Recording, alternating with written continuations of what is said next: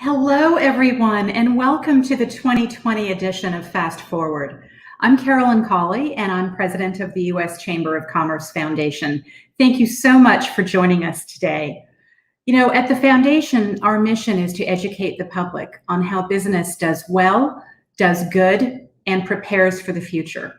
And it's that last bit, preparing for the future, that is my favorite because it's where we get to gather leaders from all sectors and all walks of life and get their expertise and their insights and their recommendations on how we can do the future better.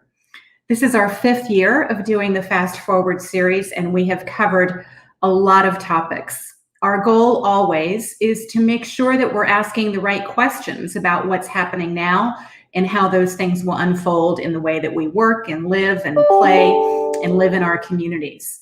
We want to make sure that you feel confident today by asking those questions and that you leave with more insights into your own work and your own communities.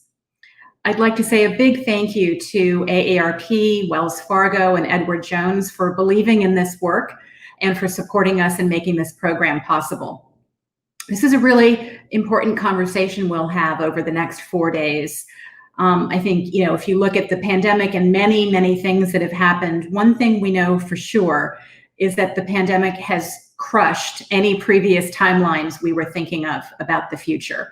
Those horizons are just closing in closer all the time. As someone said early on in the pandemic in a meeting I was in, it's like 10 years of change happened in just a couple of weeks or a couple of months. And of course, now when you add in a recession and significant social unrest and quest for more social equity and equality, natural disasters and fires and political divisions that seem to be getting worse all the time, it's a lot. It's a lot. And so we're really grateful for the opportunity today to lift up and look at some big things ahead. I sure wish that we could be together in person. One day, soon we'll do that. But it's interesting, one of the things that has been so neat about this pandemic and remote work situation for the foundation is that thanks to our tremendous team, that has allowed us to expand this program to cover over 4 days and an extraordinary lineup of leaders and thinkers and people really looking at change and advising the rest of us. Over the next several days, you'll see the CEO of Blue Apron, the CEO of Habitat for Humanity. You'll see the president of NBC Sports, and you'll see NBA star Kevin Love, which my own family is really psyched about. But someone said the other day that the conversations that we used to have even in February about the future of housing and the future of sports, the future of food, the future of aging, in some ways those seem almost quaint now, but they're urgent, and leadership matters, and that's what we've assembled here today and over the next 4 days. Today, we're going to be talking about aging. God willing, that is going to continue to happen to all of us. The numbers are staggering. And let me just give you a stat. They may be different by a million from other people's stats, but this is what we've been reading lately. That right now there are about 45 million Americans 65 or older. And in the next 10 years, that number will increase to 73 million. And by 2034, which is practically tomorrow, our country, for the first time ever, will have more people over the age of 65 than under the age of 18. And if you think about all of the implications of that for housing, for careers, for retirement and education and finance and jobs and the way that we'll live as families, it's really staggering. And so we're fortunate today to have a whole lineup of speakers to help us kind of peel that back and make a little bit more sense of all of these impacts that are yet to come. So let's get right to it today with our first guest. Nancy Lamond from AARP is one of the nation's leading experts on aging and all of these matters related. So in a moment, let's just welcome Nancy. Thank you.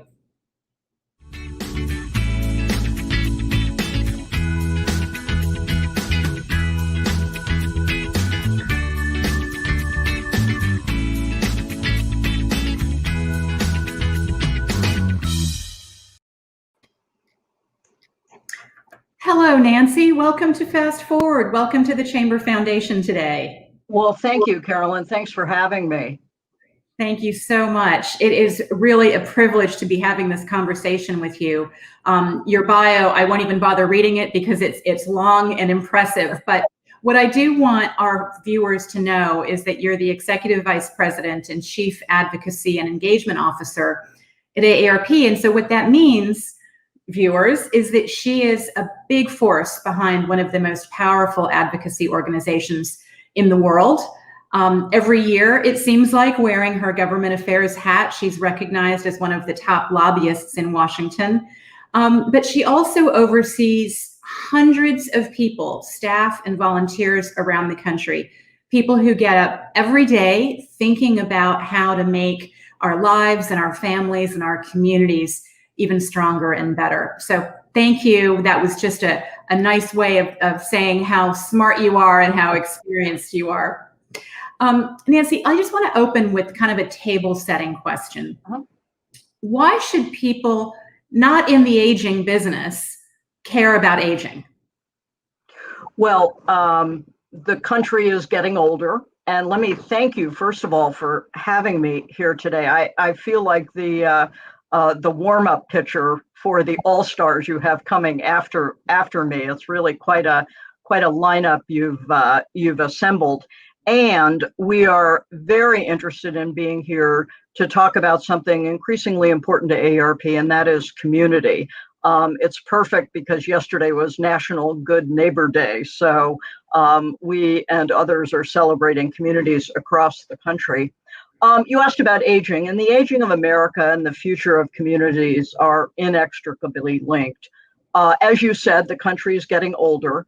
And we believe that cities and communities can effectively address the needs of the 50 plus. They are well positioned to be at the center of positive change. Carolyn, you had a few statistics, and let me add a few to that. Sure. A reminder that seniors are a massive and rapidly growing constituency. By 2030, 1 of 5 Americans will be age 65 and older. That's around 78 million people. 10,000 Americans turn 65 every day, and 10,000 will turn 65 every day for another 10 years until 2030. That's the year, believe it or not, the first of 72 million millennials will start turning 50. And by the way, they'll all be eligible for AARP membership. The key point here is this is not a one and done phenomenon. We're all going to be older for the foreseeable future.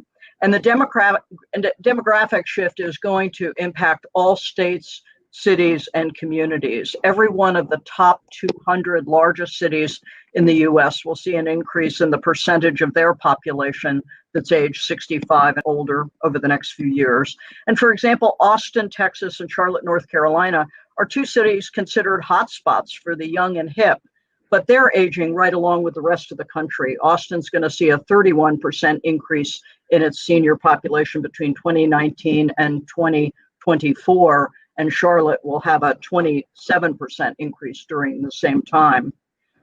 Now, the implications of the aging of America are, as you point out, serious and considerable at both the federal and the state level.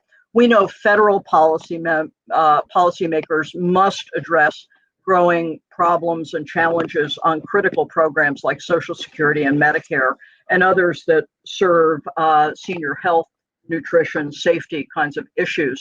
And we know that Social Security was originally designed to supplement retirement savings, but today 1 out of every 4 households relies on that program for 90% or more of its income.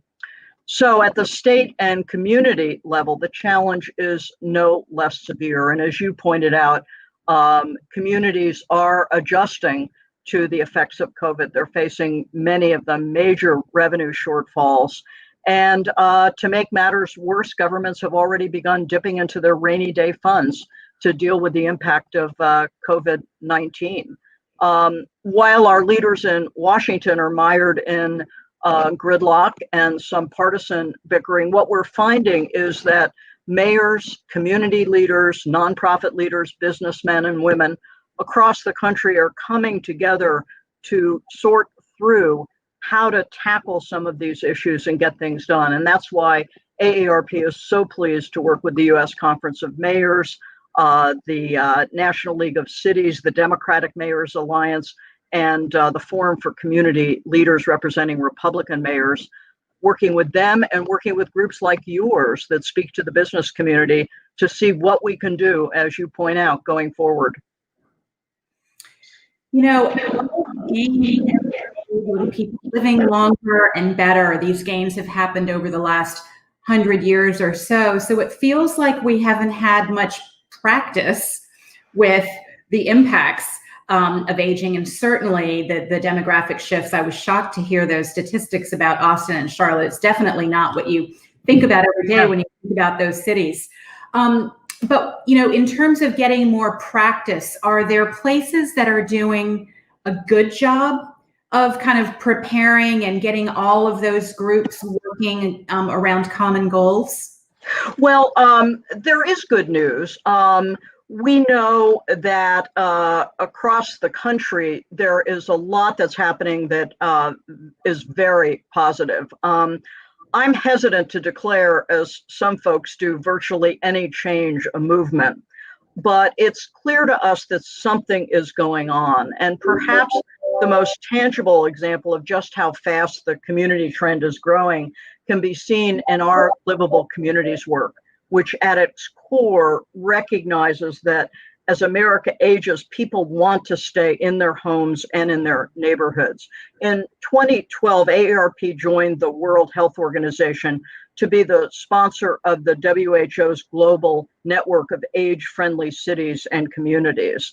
Any state, city, or community is welcome to join. However, members of the network must do a few things. They have to complete a baseline assessment of the age friendliness of their community, develop a community-wide action plan, monitor progress against the action plans, and establish mechanisms to involve older adults. And many of the towns, cities, counties, states that have enrolled in the network frame their work around what we call the 8 domains of livability.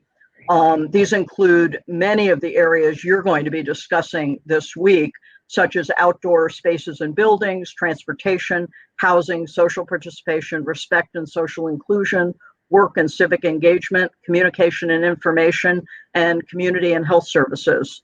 The availability and quality of these community features impact the well-being of older adults and help make these communities livable for people no matter their age. And again, while some communities are tackling all 8 of the domains, others are choosing to focus on fewer or combining some of them. Just to give you some idea of the growth, in the last 10 years, nearly 500 states and communities representing over a third of the US population have joined the network, including 21 of the 25 largest cities in the country. Forward-looking states and territories in the network include Colorado, Michigan, New York, Maine, Massachusetts, Florida, and the US Virgin Islands. And I hazard a guess that this is such a phenomenon that I think that if there were to be a 7th season of Schitt's Creek, it could include an episode about Schitt's Creek joining the age-friendly network. That's how much we're seeing across the country. That is a remarkable network and movement. And first reference I've heard to Schitt's Creek in one of our talks. So TV writers for that. Well, in honor of the Emmys. You know, as longevity's increased, I saw an interesting quote the other day that said that we're living extra years, but the extra years are being added to the middle of life, not less toward the end. So is there kind of an age range that you're focusing on, or is it a big aperture, or are you looking at a real specific slice? Well, our Livable Communities work is looking across all ages, to be honest. And if you think of a curb cutout, that's as important for somebody in a wheelchair as somebody pushing a baby carriage. That's right. So our hope is, as communities town and look at what they need to do for their aging population, they're going to be looking for solutions for all generations. And we think that's the key to this. We also think that's the reason so many communities have signed up and so many are interested in moving ahead. I could ask you so many more questions about what makes a good livable community. It feels to me like if you're looking at, young people, young families, older people, it really is about making sure that families can stay together and that communities as a whole can thrive. Is there any one issue or lever that is kind of the most fundamental to get right? Well, probably not any one, but many. And I think the key in communities that are in the process now of doing their planning and trying to adjust to the kind of reality of COVID is that they're in very close touch with the residents, finding ways to talk with them, finding ways to see what issues are coming to the forefront. And we could talk about this a little more later, what we see on the horizon. But I think, though many people have a kind of dystopian view of kind of the world right now, a lot of challenges, but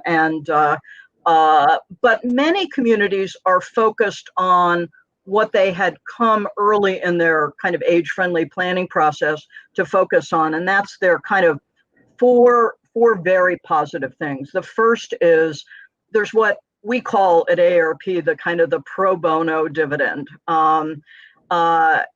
If we were in person with an audience, I'd probably ask at this point for anyone who's volunteered to put his or her hand up. We know that 3 out of 4 adults age 50 and up have volunteered in the past. They want to give back, make an impact on their communities, and help people in need. And in 2018, a study estimated the economic value of hours that 50 plus volunteers contributed alone added up to a remarkable $140 billion. Now more than ever, retirees who want to give back are being enlisted into work on the area's biggest challenges. We're seeing across the country, one just came to us the other day from Grayson County, Virginia, an effort to support the response to the COVID-19 pandemic. Volunteers in this age-friendly community set up and help staff a phone hotline for isolated older adults. We're seeing that all across the country. And so this wonderful dividend of people wanting to give back is something that we see communities trying to draw on. The second is what we lovingly call the wisdom of crowds. Older adults are generally more motivated to share information as a matter of civic duty, and it's one reason that civic platforms, both in person and online, are emerging at ever increasing rates in age-friendly states and communities, with the goal of kind of harnessing the collective intelligence of the citizens to solve complex social problems and discover opportunities for innovation. We think forward-looking cities are doing this now and are going to continue to do it.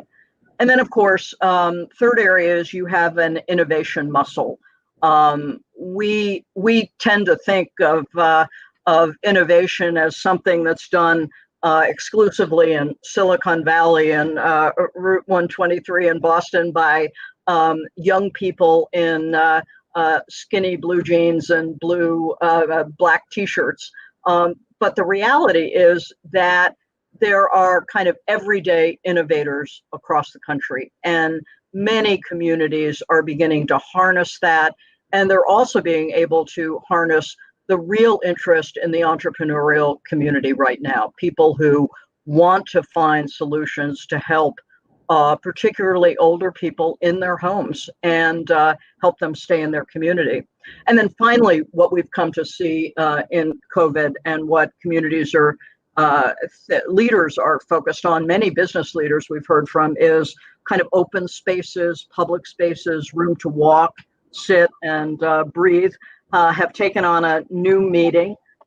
And, it's entirely possible that we'll have tables outdoors at restaurants post-COVID as we have right now. And we joke all the time during the pandemic, we've also seen the reemergence of retro transportation system called your feet. And maybe a couple of wheels or a piece of wood to help form a scooter. There's a lot of really good stuff happening across the country, and this is such a wonderful opportunity for us to connect to your constituency and to business leaders everywhere to say, we want to work with you, and we want to support efforts to figure out how we come out of this phase even stronger than we were before.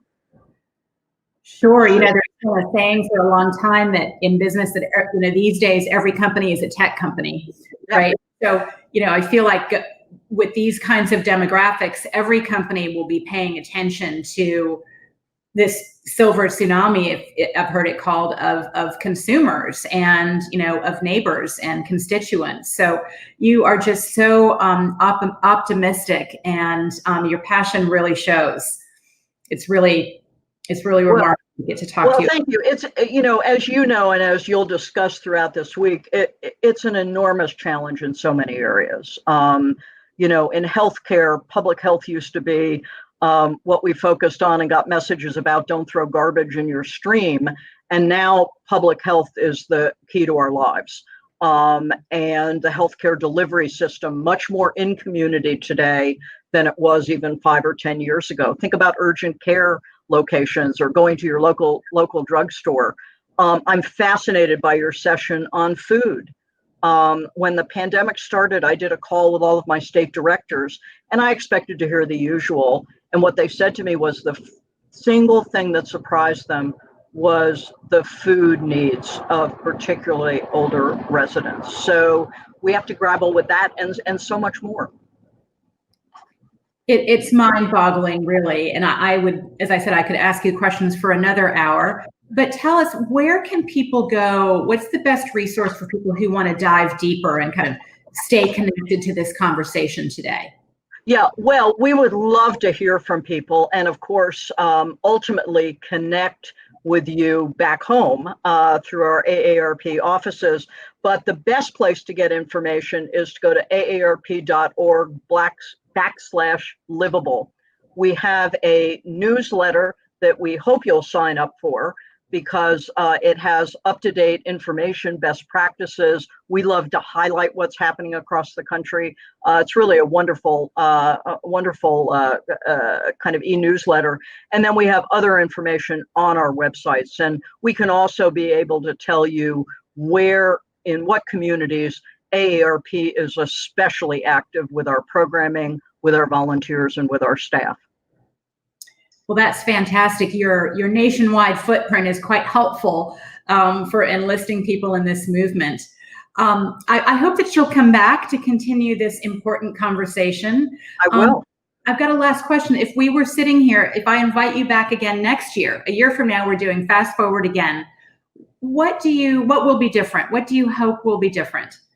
Well, I hope we are in the post-pandemic period for sure, and that we really are sitting there, and that we've been able to chart some really great examples of partnerships at the local level with mayors, nonprofit leaders, business leaders that have really come together to move us all to the next point. There needs to be a concerted effort, as we all know, to deal with the myriad issues that the pandemic has raised, and to kind of get back to a firm path on economic development across the country. Well, of course, at the Chamber, we hope so too. We'd like to get business back to work and communities back thriving again. So, as we like to say, we've got to hold hands and do this work together. It's important work. Right. Nancy, thank you for your time. It was really nice to kick off Fast Forward with you. I think you've set the table in a really smart way, talking about the movement and community building and what makes a livable community. So it's a great send-off for the conversation that is to come today and over the next 3 days. So thank you again for your help and your friendship and your smarts. Well, thank you. And I really look forward to hearing the other speakers. Great. Have a great day. You too. Bye-bye. Bye-bye.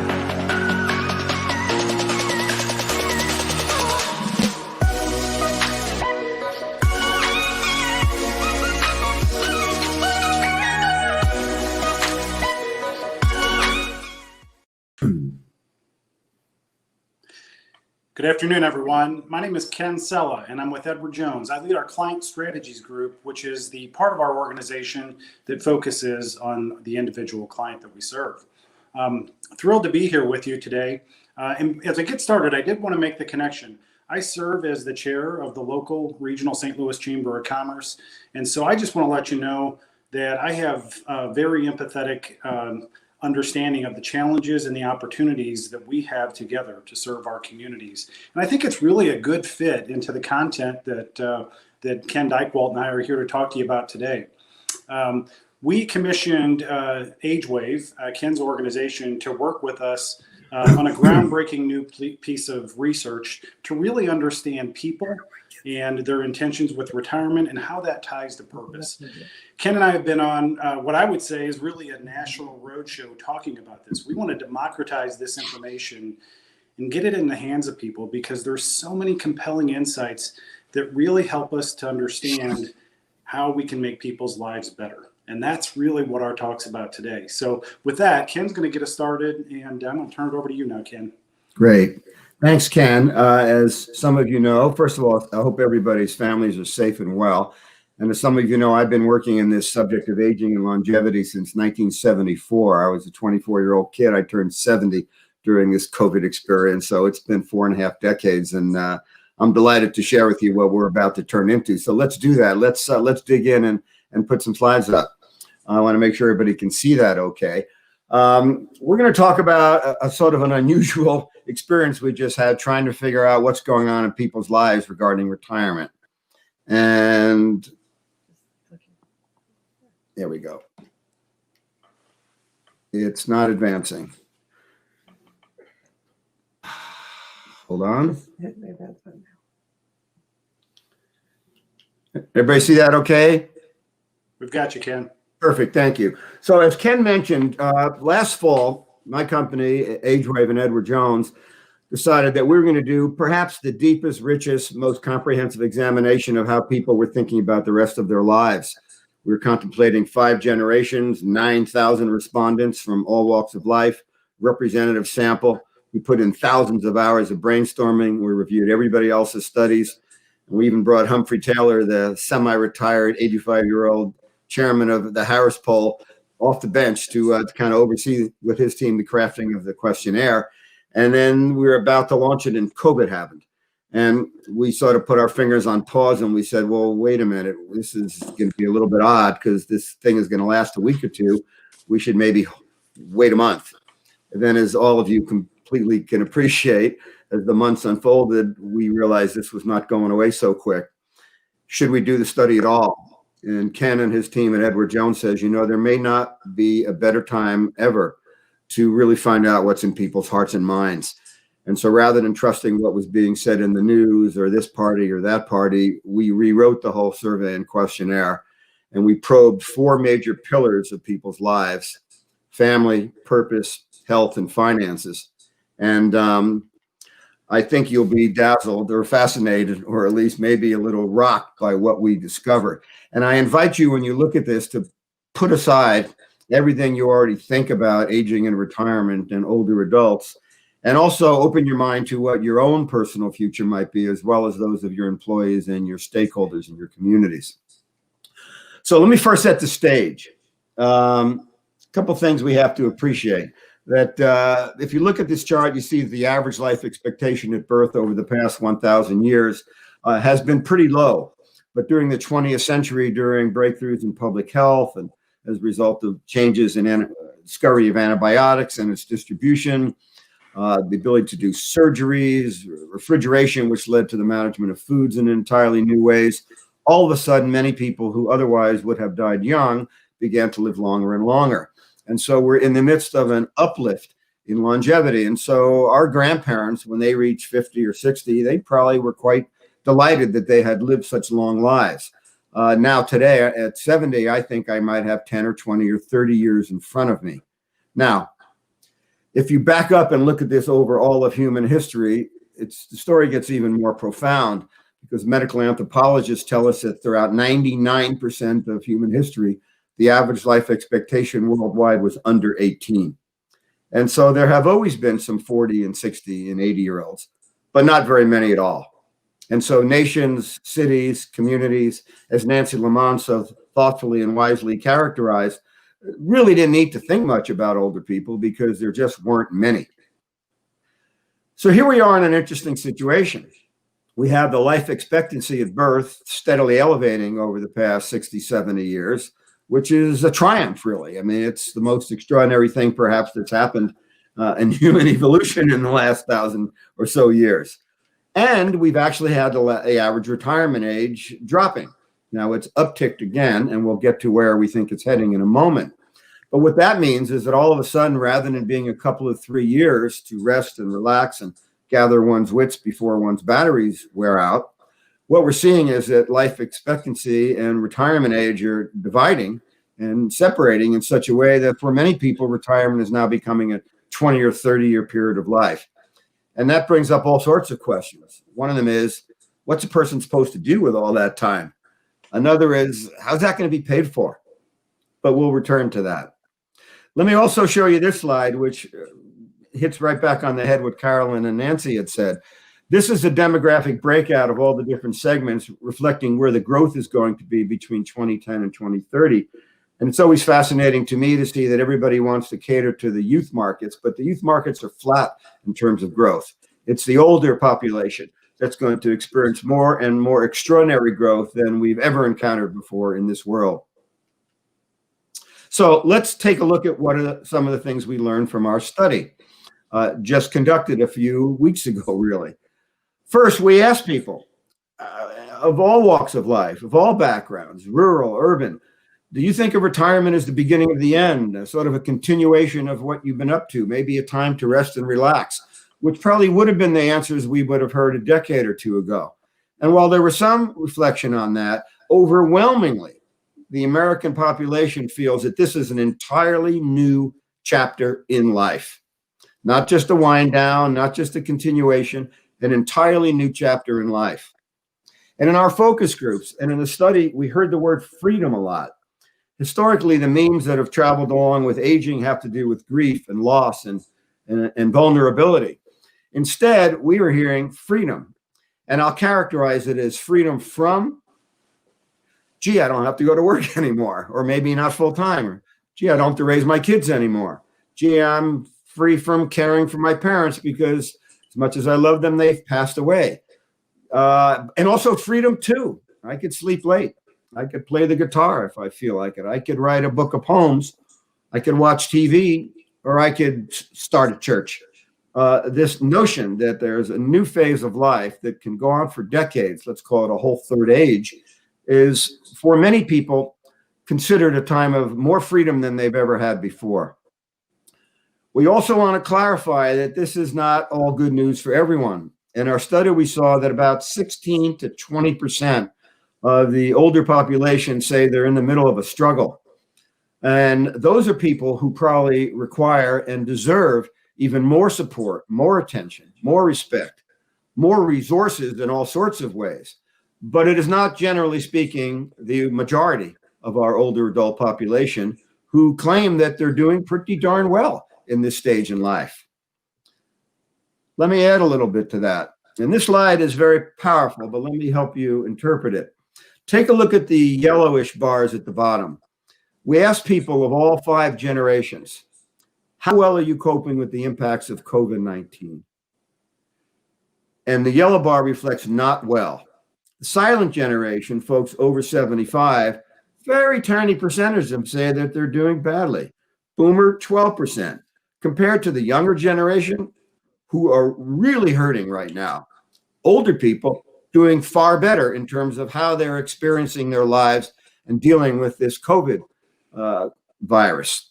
Then if you see up on the top, the very well, the older people are reporting at twice the levels of younger people that they're doing very well. And when these, when the first 1,000 pages of data came in, we were on the phone night after night, day after day with experts all over the world saying, what is this telling us?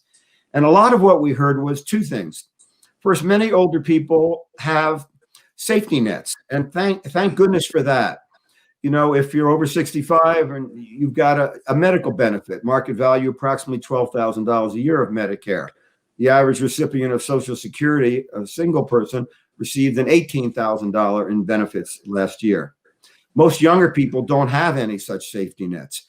And so they're in the, what just happened to my life? And where did my job go? And I have no health insurance. And so there's a certain degree of regard, I think, those of us who are older should have for how difficult COVID has been for younger members of our communities.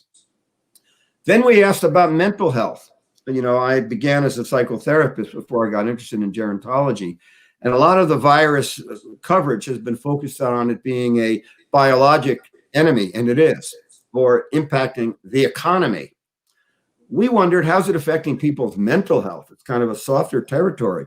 And as you can see here, younger people really feel like it's taken them for a difficult ride. Whereas older people, they seem to have more resilience. They seem to have more, they're more fortified. They seem to be able to say that I can get through this. I've been through other tough times before. I've raised my kids. I've been there for the loss of my parents. I've been through recessions. And there's sort of this strength that's appearing among older people that we've maybe never seen before, maybe we never looked for quite the same way. I'm going to cover 3 of these pillars, and then Ken will explain the 4th, the finances one. First, few key things about health.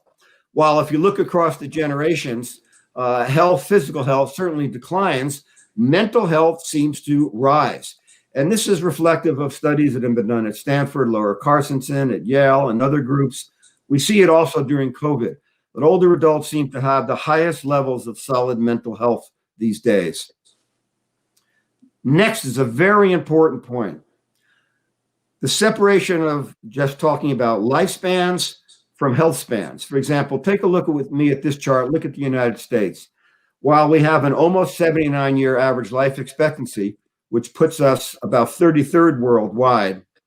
What's particularly traumatic about our health model is that people spend about 10 years of their life in a state of ill health. Our healthful life expectancy, our health span only seems to go about 68 and a half years, which means that's 10 years of caregiving requirements, 10 years of suffering, 10 years of extraordinarily high costs, and 10 years of it being harder for people to contribute to their families and their communities.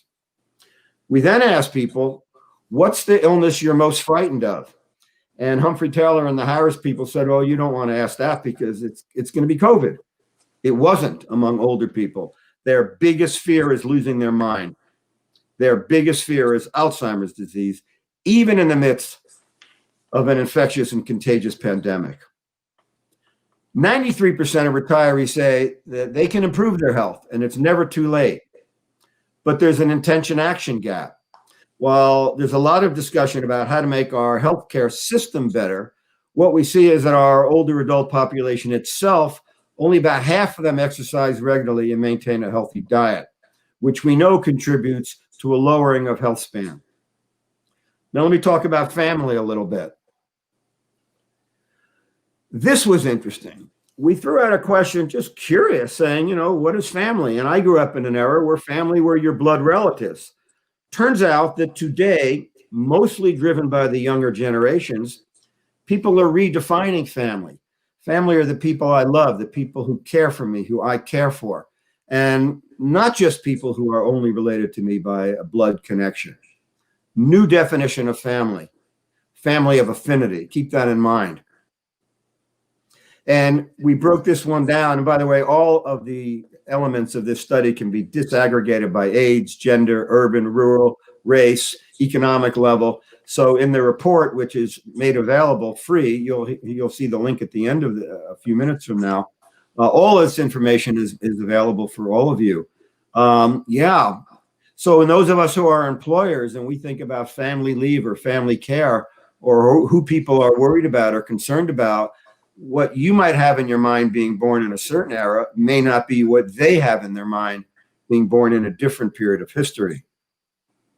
One of the silver linings, huge response in our study that Americans of all ages say that the pandemic has brought their family even closer together. Now, maybe you can't see your grandchildren and hold them as much as you used to, but families are moving in back together. You might have seen from Pew a couple of weeks ago that 52% of people under 34 now are living with their parents. That's the highest concentration in American history. More and more do we have 2 and 3 generations living together. And thanks to technologies like Zoom and such, which many of us have had a hard time figuring out how to work effectively, people are telling their loved ones they care about them, they miss them, they're worried about them, they want to help them. At the same time, among retirees, and we heard this in focus groups, very eerie when you do focus groups around America, and you have people from different walks of life, different political persuasions, but you hear the exact same phrase. People don't want to be a burden on their families. They want the fortifications, they want the life choices, they want the benefits so that they don't have to burden their children and grandchildren in their lives. At the same time, they want to help their family. 24 million Americans have provided financial support to adult children due to the pandemic. That's a huge number. And then we asked people, wait a second, are you willing to offer financial support to your family, even if it could jeopardize your own future? And 71% said yes. So what we're seeing here is that Americans don't want to turn their backs on their loved ones. They're not going to turn their backs on their moms or their brother or their kids or their grandkids, even if it could jeopardize their own financial future and ultimately cause them to become a burden, the very thing they don't want to do. There's a two-way street of generosity going on right now. A lot of these young people living with their moms and dads and grandparents are saying, hey, Mom, I need for you to be able to use telemedicine. I want to turn you on to TikTok. I'm going to show you how Zoom works and how to turn off your microphone. So what we're seeing is the digital divide due to this COVID is being broken down largely through support in families. But I would argue that every community program, every YMCA, every church, every senior center has got to have tech training programs so that older people are not left behind in this accelerated era of digital interactivity. Then we ask people about the relationship to giving to their loved ones, to their heirs in a sense. And overwhelmingly, people said, sure, money and real estate matter, but what matters far more are memories, values, and life lessons. They want their stories. They want their things that matter, their instructions about caring for loved ones, their sense of faith to be passed along. And we said, well, I'm sure that's not going to be the case among the recipients, even more so. And yet we haven't really set up either in our financial or our faith or our psychotherapy or our community centers ways for elders to pass on their values and life lessons to the young. So the last section I'm going to touch on, let me just hit a few key points, had to do with purpose. And interestingly, purpose had seldom been examined or investigated in any study on retirement. Most studies of retirement focus on money or housing or caregiving. These 4 pillars allowed us to have a framework that gave us a view into people's lives that we were quite taken by. First of all, people's greatest sense of purpose, meaning, and fulfillment comes from being with the people they love. And it doesn't matter if you're rich or poor. It's all up and down the economic spectrum. People care about their families. They care about those they love. About a third of new retirees say, you know what? I got this whole new chapter in life in front of me, but I don't know what I ought to be doing. I don't know what my new purpose is. You know, is there a reinventing yourself school I can go to? Is there a course I can take? How do I discover the new involvements of this new stage in my life? And I want to point out, at the risk of being edgy here, that last year, the average retiree in America watched 48 hours of television a week. That's over 2,800 minutes of TV a week. And only 25% of the American retiree population actually volunteered, averaging about 2.5 hours a week for those that did. So maybe there's more that older adults want to do.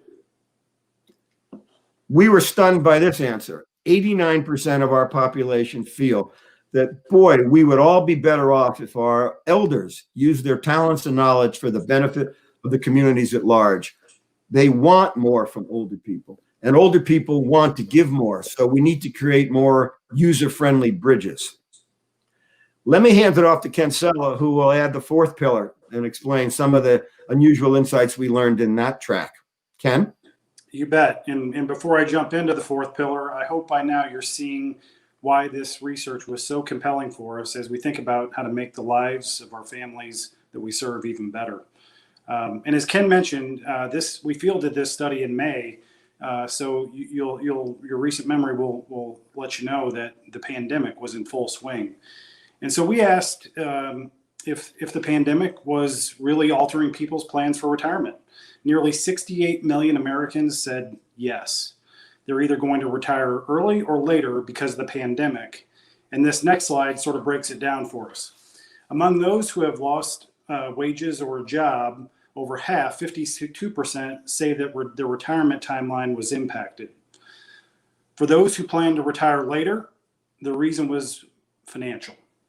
And for those who anticipate retiring earlier, they said so because they wanted to spend more time doing the things that mattered to them.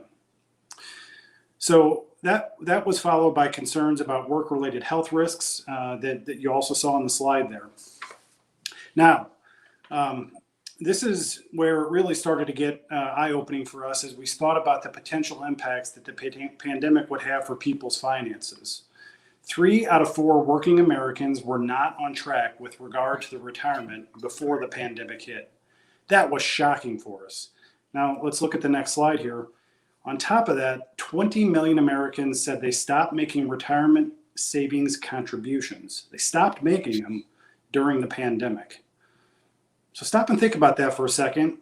If 3 out of 4 people were not on track to hit their retirement savings goals, and now 20 million people have stopped saving altogether, this obviously leaves millions of people shy of their retirement goals and at risk. Not a good situation. So as we think about it, and go ahead to the next slide, Ken, people are feeling it. And their confidence level, especially of those pre-retirees, is really waning. We asked people how much they were saving for retirement, and 60%, as you can see, said that their confidence level about saving for retirement was down.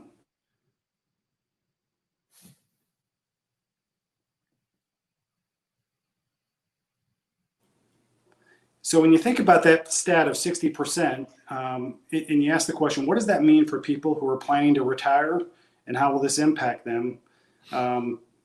It's an important question. People said in retirement that money provides 2 things for them for the most part: freedom and security. People want freedom from the things that worry them. That makes sense. And they wanted freedom to live the way that they want to live. So we asked retirees, what gives you financial peace of mind? And you can see here, knowing I have enough money to live comfortably until the end of my life. Then we asked older adults what their greatest worry is. It turns out that it's healthcare and long-term care costs. And so Ken, there you go, next slide there. Right at the top there, 52%. And so notice the difference between retirees and pre-retirees. The pre-retirees are really thinking about that. They've not had to experience that yet. They're still 5 to 10 years away. And so that blue bar really points that out for us. Next slide. In fact, 68% of pre-retirees said they had no idea what those costs will be in retirement. Not a good situation to be in. And that means that, I would suspect many of you watching today are also asking that same question for yourselves. So this slide shows an estimate of what that average couple will need. If you look at this next one here, $440,000. The group of retirees who agreed most with this statement and what they would need was really compelling. Next slide, Ken.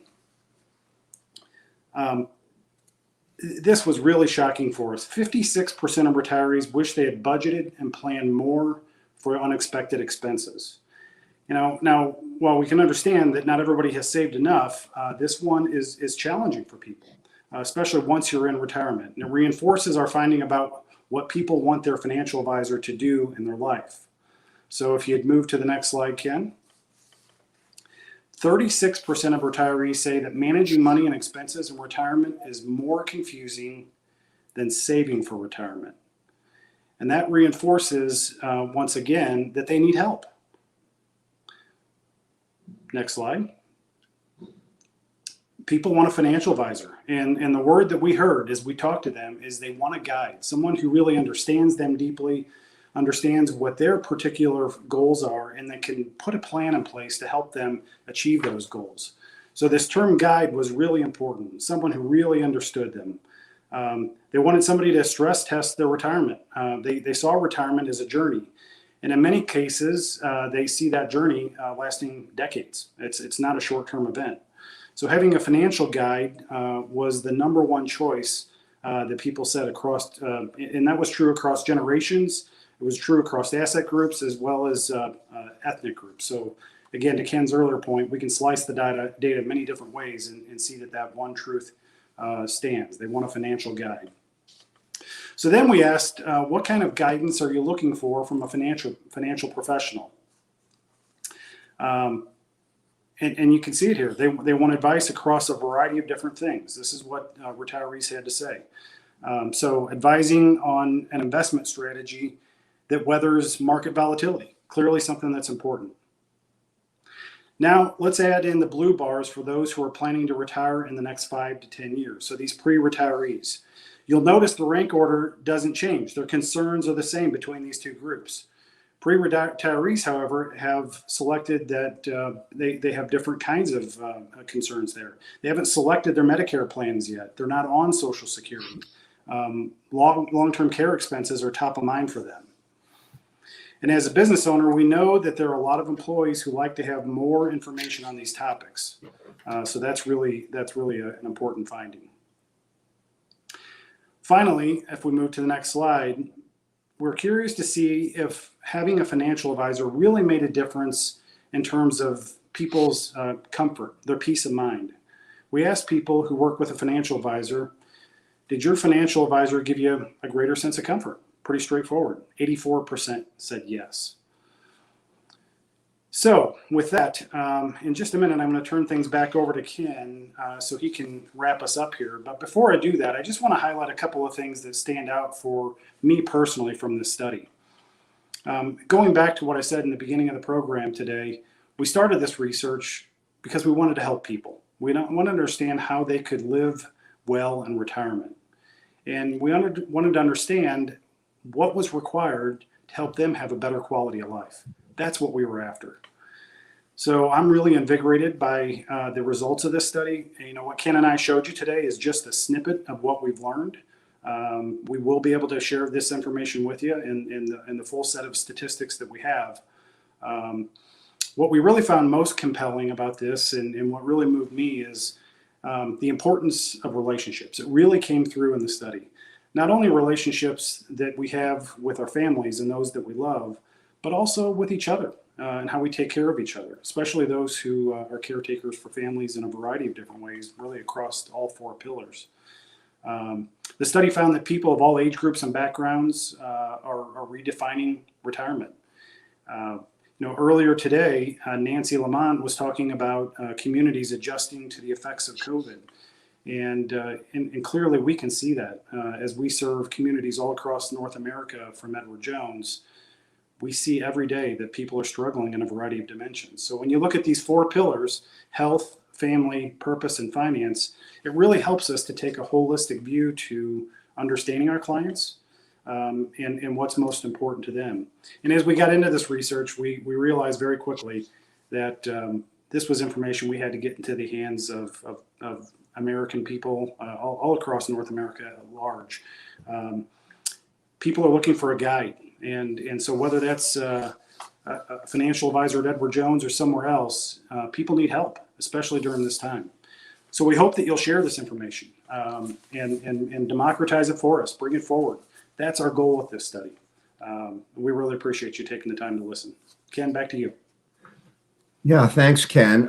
So for me, a couple of the highlights were, first of all, COVID is really knocking people crazy, knocking people off kilter. And I would say that as an elder myself, it made us think more respectfully and empathetically about younger people, the 20-year-old who can't make friends in college because they have to study at home, the 40-year-old mom who's now trying to do her job while the kids are wishing they could be out with their friends and are trying to learn in front of their computer all day long. The 55-year-old pre-retiree who's caregiving his mom or her mom, and also kids and grandkids, who was wondering if they're going to be able to retire at all. And the elder who's worried both about contagion, but also thinking about purpose and reinventing themselves. And I want to add one or two other quick pieces here before I tie it up, that I would say, thank goodness for these safety nets, or also our elder population would be far more vulnerable and far more damaged. But also maybe it's a time to realize what a vast body of knowledge and skills and time affluence they now have. That they could be bigger contributors in families, bigger contributors in communities. And we've got to find ways to rethink our view of older people so we don't see them as simply people who used to be, but folks who view themselves at a brand new chapter in life, and they want to be a bigger part of the future than perhaps elders have in the past. Two last things. I don't know if you can see this piece of paper, but I'm holding a piece of paper in my hand, and this is a personal request from somebody who's written 18 books and has given talks to 2.5 million people on aging subjects. I get this once a month. It says on the upper left, your Medicare premium bill. In the upper right, it says, this is not a bill. This is the way a lot of financial matters are for older people. They're incomprehensible. And even though I'm supposed to be a clever guy about these issues, I don't get it. Type A, type B, donut holes. I think it's time that we make the whole world of planning for one's later years, whether it be through an advisor, employer, the communities, our churches, more user-friendly. The last thing I want to say is thank you, Edward Jones, for allowing us to do this important work. And I'm allowed to say that usually when one does a study and releases it to the media, a good metric is if you can get 25 or 50 million media impressions, you've touched a nerve. As of this morning, we had gotten already on this study 1.8 billion media impressions. So thank you guys at the Chamber for allowing us to be a part of your session today. We look forward to all the rest of the speakers. Thank you. Thank you.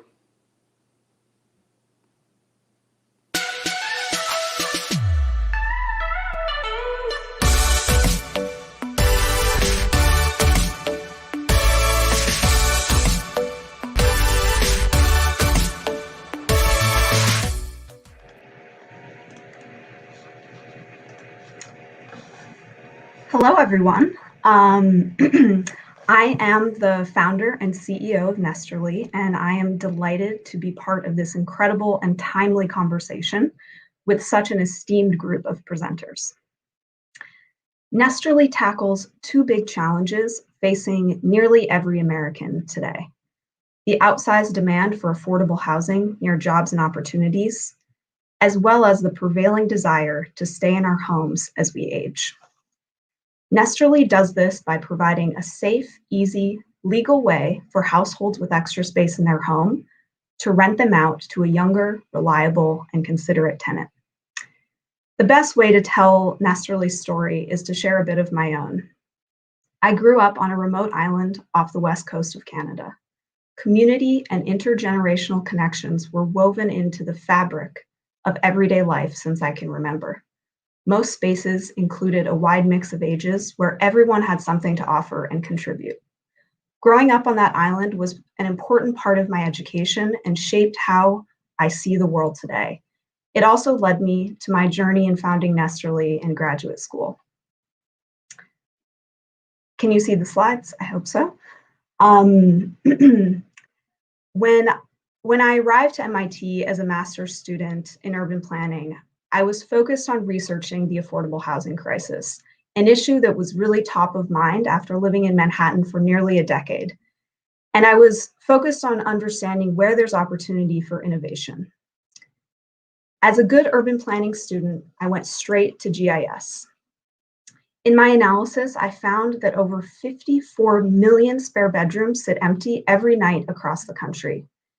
And even more interestingly, most are in the homes of empty nesters and seniors in urban areas where we're facing a housing crisis. In Washington, D.C. alone, there are over 130,000 spare bedrooms in the homes of baby boomers.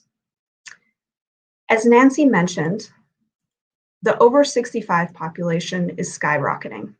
What most urban planners don't know is that they are the fastest growing urban population in the country. And across the US, pretty soon, 1 out of 3 households will be headed by someone over the age of 65, with half of those households being single person. And yet, unsurprisingly, according to AARP, 90% of people want to stay in their homes and communities as they get older. But the current housing stock is unprepared to fit their needs. Less than 3% of homes today are suitable for aging households. Because half of all senior households are projected to be single person, I started to look into the impact of social isolation. The results were astounding. Social isolation has been found to impact our well-being and health dramatically. For seniors, this can mean premature institutional care and even early mortality. But it's not just older households that are at risk for social isolation. As a society, we are more isolated than we've ever been. Since the 1980s, the percentage of American adults who say they are lonely has doubled from 20% to 40%. And this was pre-COVID. This is also demonstrated in our housing stock, where more Americans in general, not just seniors, are living alone, more than any time in the past century. In 1900, 1 out of 20 households were single person. Now it's 1 out of 4. So this is why I looked back in urban history to bring a new solution forward.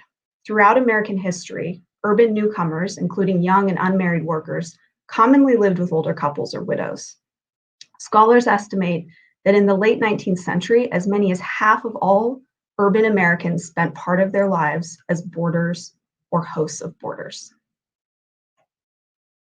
In 2017, I founded Nesterly to take this age-old concept of intergenerational home sharing and to bring it into the digital age. The platform is technology-driven, enabling us to make the service accessible to the masses, but it's also human-centered with the flexibility and support required to serve this senior population. We've partnered with mayors and cities and have already unlocked hundreds of new units of affordable housing, generating over $350,000 in supplemental income for older adults in just our first 2 markets.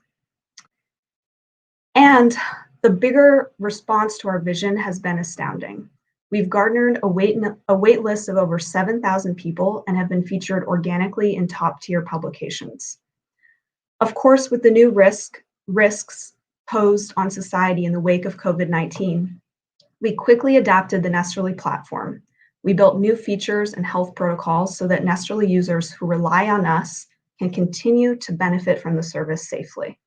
We also created a new service called Good Neighbors that matches volunteers to seniors in their area who need deliveries or social support. We launched right at the pinnacle of the pandemic and have already helped thousands of seniors in Boston alone. But we are just getting started. The world is facing an uncertain time, and it's critical that we find and support innovative solutions that enable aging in place, that reduce pressure on our country's healthcare institutions, and provide new ways of supplementing income to those who are forced into early retirement because of COVID. And we want to partner with you, mayors, businesses, healthcare providers, nonprofits, to bring these 2 successful models, Nesterly and Good Neighbors, to communities across the country.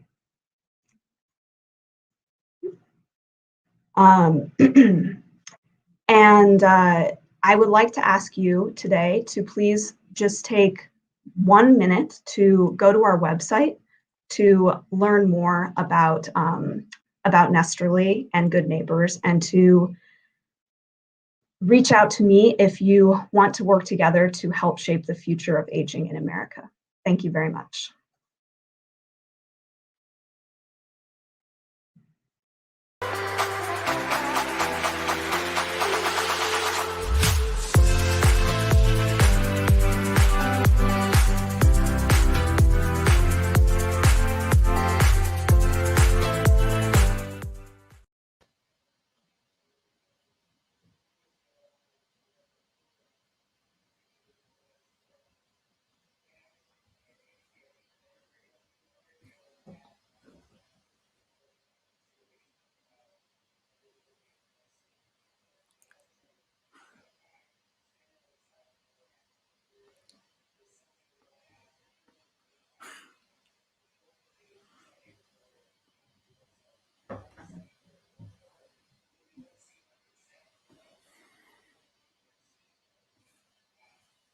Joe, you're live.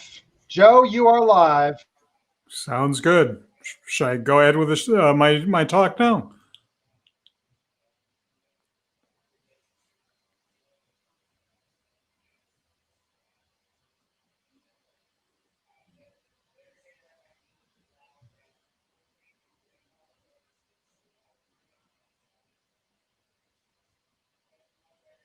Joe, if you could please begin, sir. Yes, the floor is yours, sir.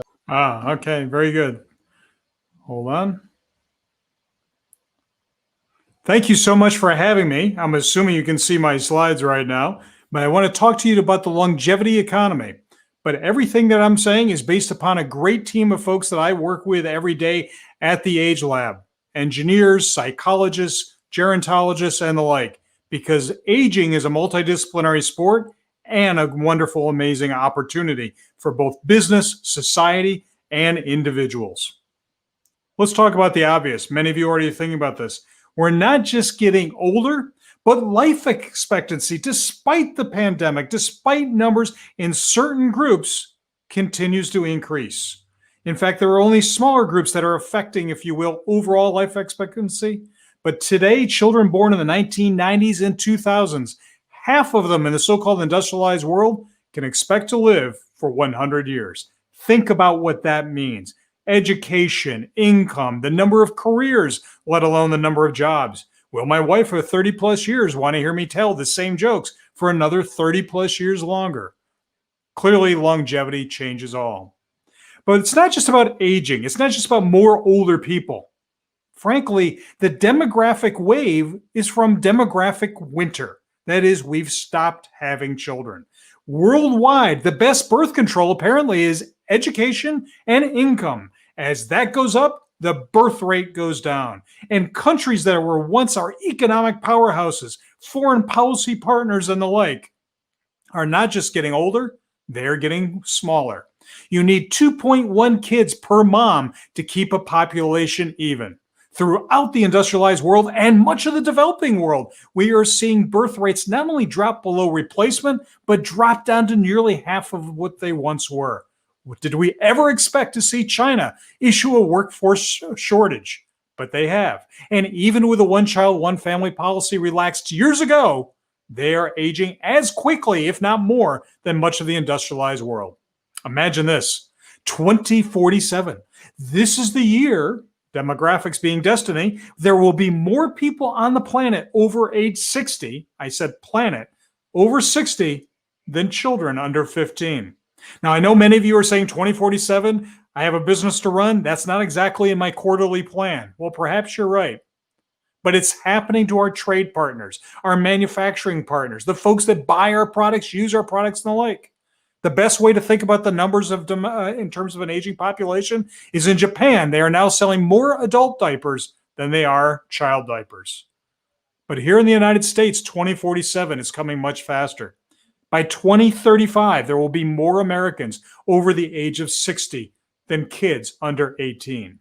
The Canadians have already crossed that line. Europe crossed that line nearly 5 to 6 years ago, depending on the numbers you look at. Indeed, the demographic wave is already here, the disruptive demographics of how it's affecting business and society. Technology we can hope for, economics we can, shall we say, plan on, but demography is destiny. And if you look at where we are aging, it is not well distributed. Many states are aging because people are retiring there. Others are aging because, frankly, they're not having kids or young people have left. The Farm Belt, the manufacturing belt, New England, all aging dramatically. But let me tell you a story about this old age, this demographic reality. And stories are the most important thing in the world because they are the oldest technology that help us make sense of the world, why we do certain things, why we don't, what's possible, what's impossible. Well, here's the story of old age. I've got news for you. It's made up. Yes, old age is made up. I want you to imagine this. In the 1800s, British medical science had this idea of vital force or vital energy. And it basically said that you at birth were imbued with a certain amount of energy. And if you used it badly, which meant basically anything fun, you would get tired. You would drain down that energy. Instead of being a glass half full, you became a glass half empty or worse. And so that language caught on around the world, and that story is still with us. In fact, you'd get so tired because of this energy loss that you would what? You would have to retire. And soon a whole language, a whole logic of what old age meant, from loss of vital force to poorhouses where people went because they couldn't work, were turned into retirement homes, to nursing homes. And many of us remember the phrase funeral homes, a nice long linear line of what old age meant. In fact, the greatest success of humankind, longer life, has been defined by economists, policymakers, and many pundits as a problem rather than an amazing opportunity. Instead, they have defined it as a problem to be solved rather than an opportunity to be won. But stories have consequences. Businesses, smart businesses with capital and scientists, looked at old age, and because of this story, they said, older adults, apparently they don't have teeth, they don't have taste. So companies like Heinz Senior Foods said, let's make a baby food for older adults. Needless to say, that product, shall we say, crashed and burned. One of the other stories that came up, not wrong, not incorrect, but woefully incomplete, was Del Webb, the idea of Sun City, that retirement was about leisure, time away, golf, beach walks, which would be great if you can afford it, and great if you want to spend 20, 30 plus years doing the same thing. Retirement, you see, is far longer than most people expect, especially in the longevity economy. Even those things that we think we can bank on, such as senior housing, being driven by the winds of a demographic wind of older adults. We're finding that the next generation of older adults are not necessarily wanting what previous generations thought were not just a necessity, but frankly a novelty they sought.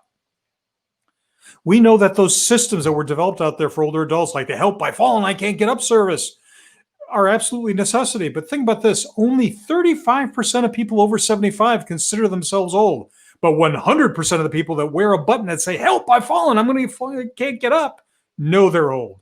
So building products is not just about what they do, it's what they say about you. This is not innovation for an aging society. What is this color, if you're looking at it? It looks like gray, isn't it? Why is it that many products made for older adults are this color? Because apparently as we age, we lose any sense of fashion or delight in color and excitement. But those companies that think they're doing us a favor, they use this color. I call this clinical blue because, of course, anything you want as an older adult has something to do with your health. How about this? Is this a remote control or a self-defense device? We're not quite sure. But what it definitely shows is engineering and designer laziness, if not malpractice, in terms of the inability to excite and delight that older consumer the way all consumers deserve and demand. And older adults, let's see, what do they need? They need to check their blood pressure and take their medications and have it reimbursed, of course, by public or private insurance. Again, not incorrect, absolutely necessary. But life is about more than taking your pills and taking your blood pressure. We have a new population out there. They are more educated than any previous generation in history. It doesn't necessarily make you smart, but it does give you attitude. Think about this, the 55 plus, more than half of them believe they have a higher than average IQ and a great deal of confidence in themselves. Most of them are online, especially during the pandemic. We've accelerated the number of older people online. So while the digital divide is not closed, it is certainly closed a great deal. And social platforms like Facebook have been noted to be the social media nursing home out there in terms of the number of older people jumping online. They're playing video games to the point where they're getting wee wrist and wee elbow because they're playing with such verve and wanting to win that they've created online leagues and hurting their wrists and their elbows. But the other part of it from a business perspective is this is where the buyer is. 30% of the global spend is in the hands of the 60 plus. 70% of that spend is in the 50 plus here in the United States. It would be the third largest global power if we only looked at that segment. And yet, only 1% to 2% of advertising dollars are spent on this group. Let me just ask you a question. This is coffee. Think about coffee. We always, nice morning drink. Many of us grew up and we were told this was coffee, when in fact we knew that our parents could have told us that this really was hot swill rather than coffee. In fact, A generation that grew up knowing that this and many other types of coffee were possible are not going to accept big, beige, and boring as innovation. I want you to imagine that essentially the longevity economy is like an emerging market hiding in plain sight, rising out of the abyss with new expectations to live better, live longer, looking new products, policies, services, and experiences to excite and delight.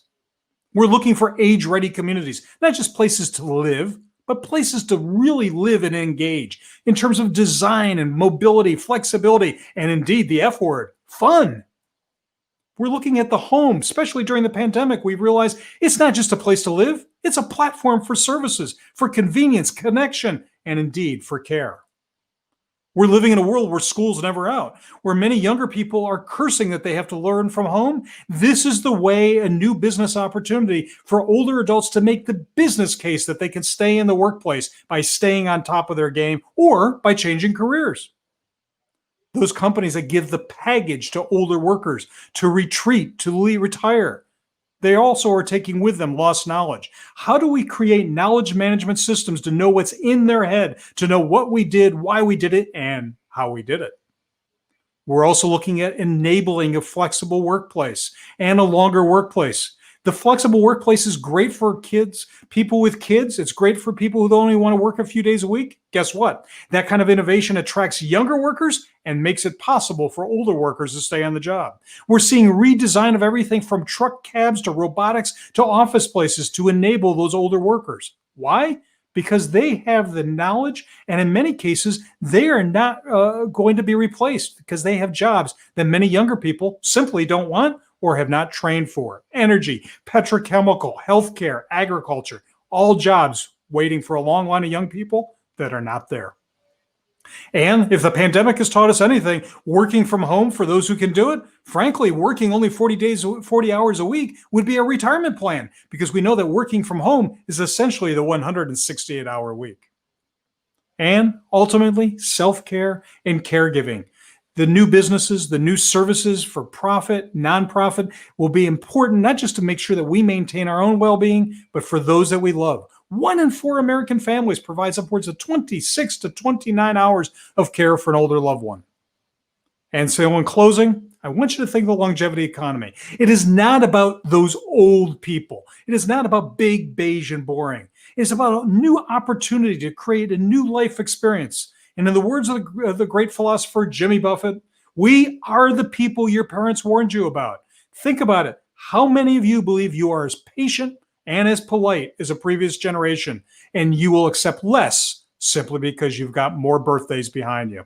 On that note, I want to thank the Chamber of Commerce. I engage everyone to join me on Twitter, on Forbes, and my book, The Longevity Economy. Thank you so much.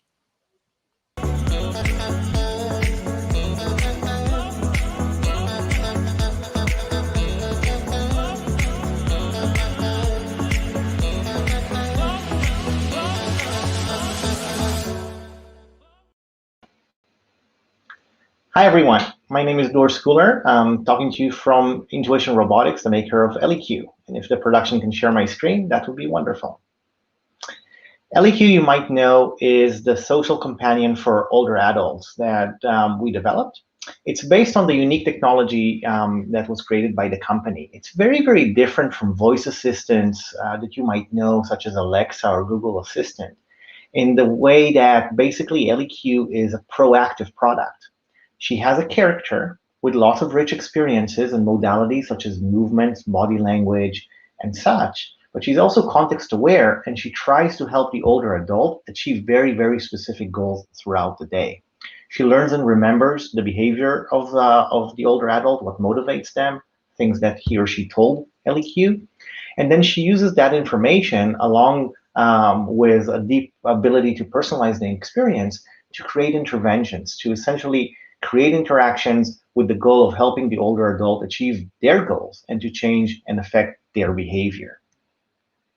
What we do with LEQ is we help older adults thrive in place, to stay independent by offering some companionship, some alleviation of social isolation and the feeling of loneliness. We help them with wellness, such as meditation and health routines.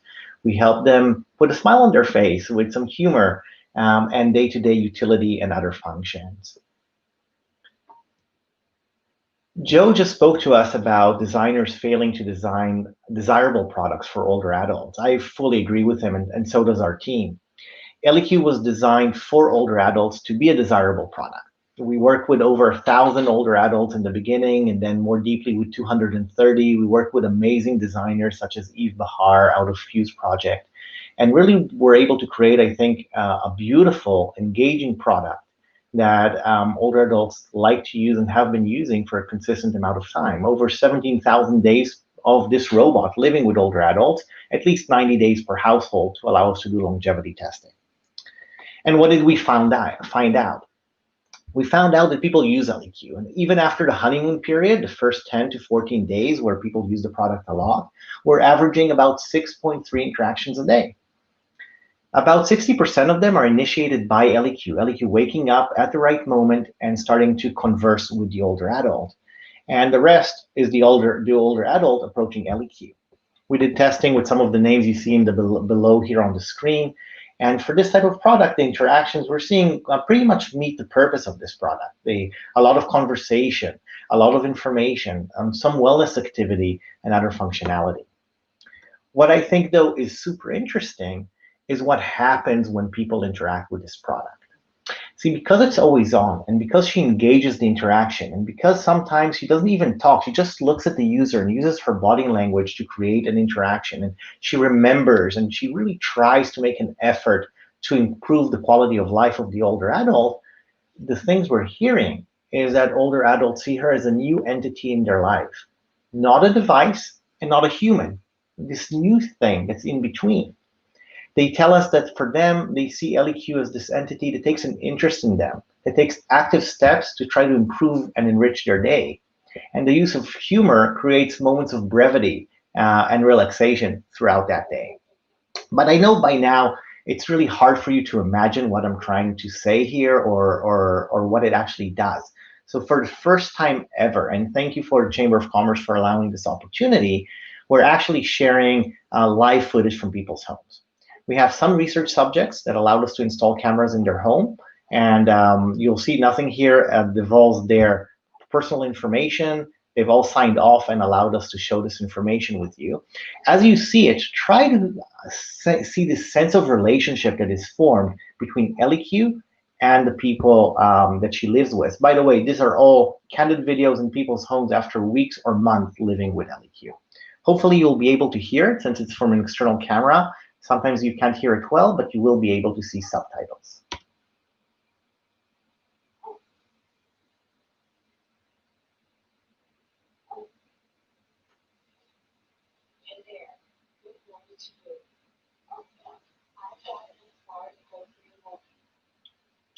New day comes new strength and new thoughts. Eleanor Roosevelt. How did you sleep last night? Great. Thank you for asking, Ellie. A good saying. We need to have some more of those. Eleanor was quite a lady.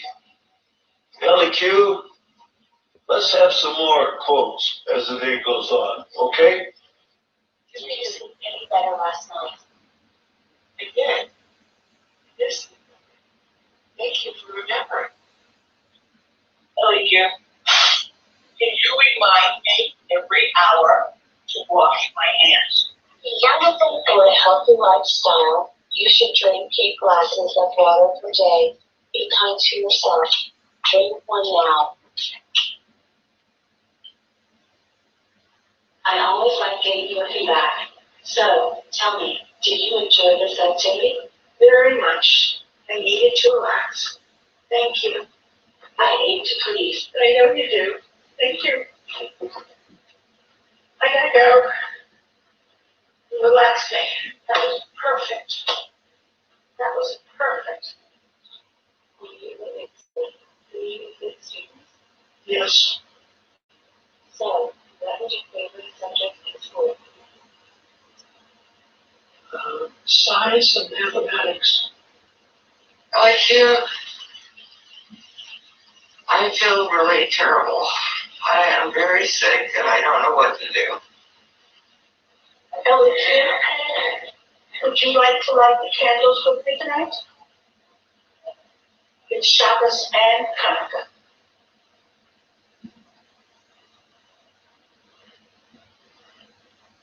Okay. Right.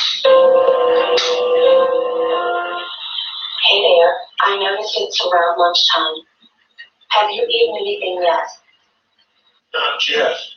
I have been invited out for lunch. We are going to a restaurant. Bon appetit. A restaurant. That sounds amazing. LEQ. I'm back home for a little while. It's great to see you. You know, I have an activity planned together. Would you like to do a recap of 2 readings that can relax your mind and body? Yes. Okay. Ready? Yes. Inhale. Now exhale. That's 1. I don't feel well. I'm going to lay down. You're on your own. I'm going to go check my mail. So I'm going to be gone for about 3 hours. Okay? Thank you. Good night. See you in the morning, Carol. Have a good night's rest.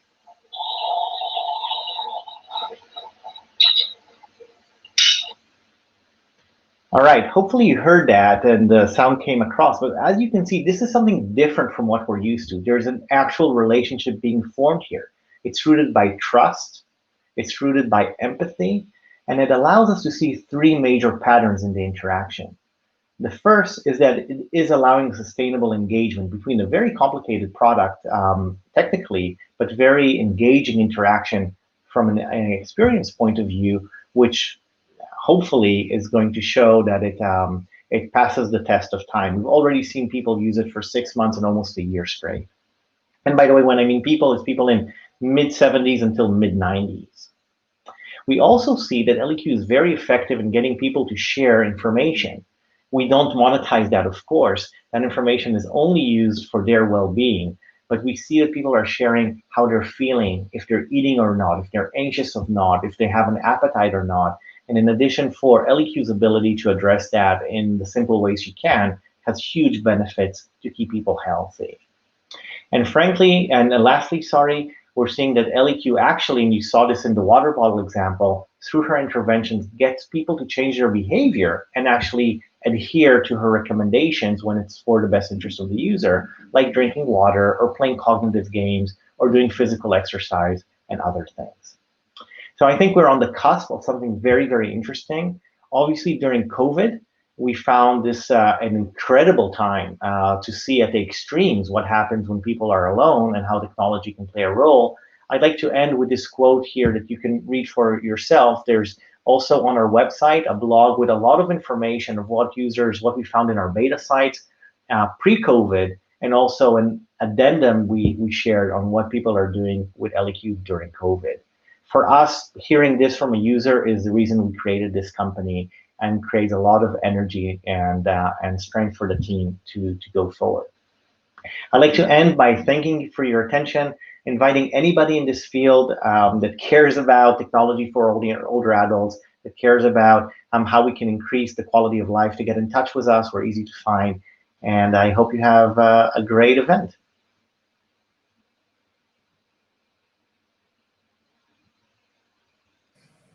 Hi, I'm Hillary Crow, Executive Director of Programs with the U.S. Chamber Foundation. I want to say a big thank you to all of today's speakers. It's been a tremendous conversation, and we really appreciate you making the time to participate and share your expertise with us. I also want to thank you all who are tuning in today. We hope you learned something new and smart about the future of aging. We look forward to hosting you again tomorrow at the same time for Food Forward.